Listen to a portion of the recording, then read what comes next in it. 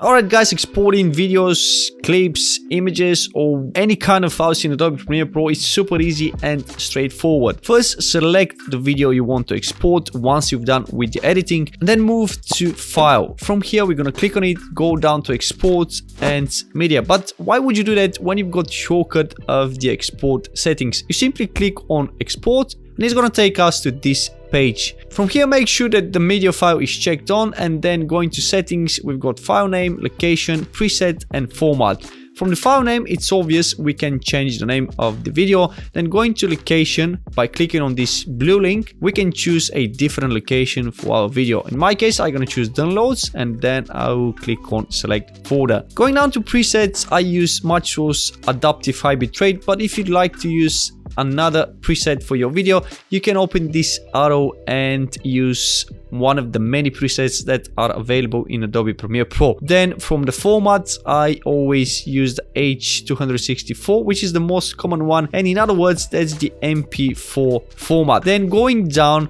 we've got video, audio, multiplexer, which I don't have an idea what it is, captions, effects, metadata and general. We're gonna leave all of this, we're not gonna use any of those settings, and go down to the right bottom corner where we've got source, which is the details of the original video, and output, where you're going to see all the details of the video that is going to be exported. Then after that, the last thing we have to do is simply click on export, and this will start rendering our video. And that's it guys, that's how you can export any kind of files in Adobe Premiere Pro. Thank you for watching, and I'll see you next time.